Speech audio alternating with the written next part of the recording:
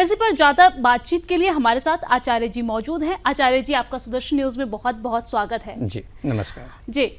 शिखर आचार्य जी, जिस तरीके से धनतेरस को लेकर दीपावली में विशेष महत्व है, दीपावली के साथ साथ धनतेरस की पूजा का विशेष महत्व है, किस तरीके से धनतेरस की पूजा करें, धनतेरस का क्या महत्व है, इसके बारे में जरा बताइए दर्शकों को। जी, धनतेरस के दिन, त्रयोदशी के दिन भगवान धन्वंतरी अमृत कलश लेकर के प्रकट हुए थे समुद्र मंथन के समय। जी। तो अमृत कलश लेकर के उत्पन्न हुए, क्योंकि हमें हमारे जीवन में अमृतत्व की बहुत ज़्यादा आवश्यकता होती है। औषधि के भी देवता भगवान धन्वंतरी माने जाते हैं। तो जैसे ही हमें औषधियों की आवश्यकता होती है, क्योंकि औषधियों में भी अमृतत्व होता है, तो ही हमें वो जीवित रखती हैं और हमें हष्ट पुष्ट बनाती हैं। तो इसलिए धन्वंतरी की पूजा की जाती है कि हम स्वस्थ रहें। कहा जाता है कि पहला सुख निरोगी काया। जब हम स्वस्थ रहेंगे तो ही हम अपने कर्तव्यों का पालन कर पाएंगे।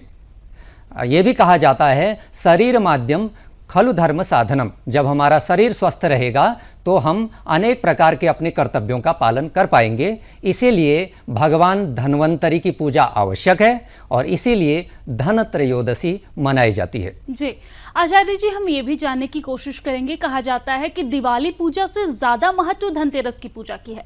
धनतेरस की पूजा विशेष तौर पे करने से माँ लक्ष्मी खुश होती हैं। कैसे माँ लक्ष्मी का कनेक्शन धनतेरस से है, साथ ही साथ धनतेरस की पूजा अर्चना कैसे की जानी चाहिए? जी बिल्कुल, आपने बहुत अच्छी बात कही।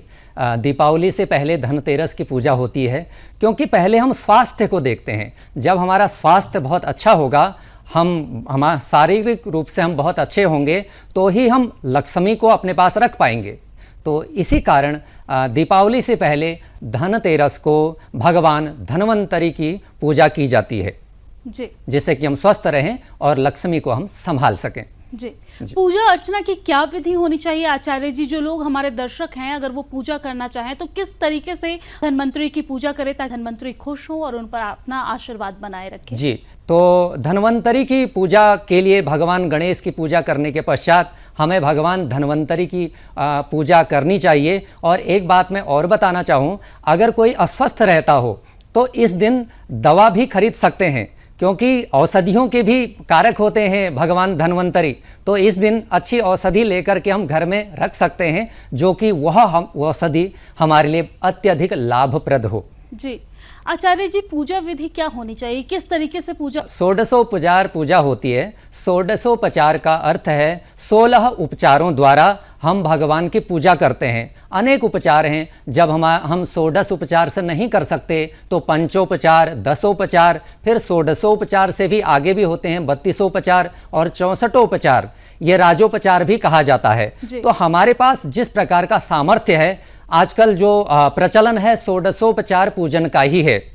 तो षोडशोपचार में हम फल, पुष्प, माला, गंध इत्यादि ले करके भगवान धन्वंतरी की पूजा करें। और सर्वप्रथम हम गणेश जी की पूजा करेंगे। महालक्ष्मी की भी पूजा हम जब करते हैं तो पहले गणेश जी की ही पूजा करते हैं। उसी प्रकार गणेश जी की पूजा करने के पश्चात भगवान धन्वंतरी की हम पूजा करेंगे। जी, और धन्वंतरी की पूजा में कौन कौन सी वो चीज़ें, क्योंकि हम देखते हैं आमूमन कहा जाता है कि धनतेरस के दिन धनिया का भी विशेष महत्व होता है, हम धनिया भी चढ़ाते हैं। पूजा में धनिया का क्या कनेक्शन है? जी, ऐसा है, यथा नाम तथा गुण, इसके आधार पर धनिया चढ़ाया जाता है, क्योंकि धनिया और धनतेरस और भगवान माँ लक्ष्मी धन की, तो नाम के आधार से धनिया चढ़ाने से वृद्धि होती है। और धनिया तो हम सब लोग इस्तेमाल करते ही हैं, हमारे स्वास्थ्य के लिए भी बहुत लाभप्रद है। और मिठास, स्वाद, जब हम सब्जी में डालते हैं धनिया तो स्वाद बहुत बेहतर उत्पन्न होता है।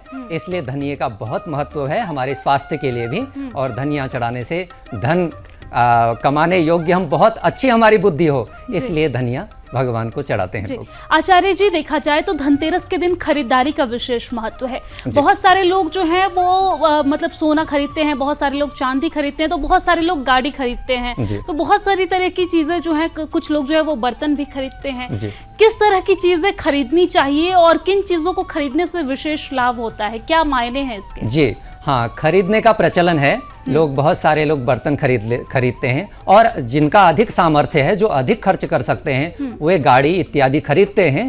तो जैसे कि कोई बर्तन खरीदते हैं तो वहाँ पर यही लॉजिक होता है कि बर्तनों में हम भोजन बनाएंगे और वह भोजन हमारे लिए अमृत तुल्य होगा, तो इसलिए बर्तन लोग खरीदते हैं। और गाड़ी भी खरीदते हैं तो यह सकुशल हम चला सकें इसको, और इसको चलाने से हमारी वृद्धि हो, हम बिल्कुल सुरक्षित रहें, इसलिए लोग गाड़ियां खरीदते हैं। कई लोग वस्त्र खरीदते हैं कि हमारे स्वास्थ्य के लिए अच्छा हो, हमारी सुंदरता के लिए अच्छा हो, और हम आत्मरक्षा के लिए अच्छी हों कई चीज़ें, तो इसलिए लोग बहुत सारी सामग्री खरीदते हैं। सोना चांदी खरीदने के क्या मायने हैं आचार्य जी? क्योंकि हम देखते हैं बहुत सारे जो लोग हैं वो सोना चांदी खरीदते हैं और इस दिन सोना चांदी की दुकानों पर भी काफ़ी भीड़ होती है। तो सोना चांदी खरीदने के क्या मायने हैं? और जो लोग सोना चांदी खरीदने में सामर्थ्य नहीं है, तो पॉकेट फ्रेंडली कोई ऐसी चीज़ बताइए जो हमारे दर्शक खरीद पाएँ, जो सामर्थ्यवान नहीं है, जिनको लगता है कि उन्हें इतना खर्च नहीं वो कर सकते। वो कौन सी ऐसी चीज़ें हैं कि समान लाभ पा सके लेकिन कम पैसे में? जी,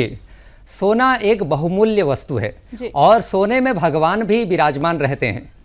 सोने में भगवान भी रहते हैं, भगवान विष्णु का वास होता है सोने में। इसलिए सोने में ये भी हो कि ये सोना अगर हम एक बार खरीदते हैं तो ये चलता ही रहता है।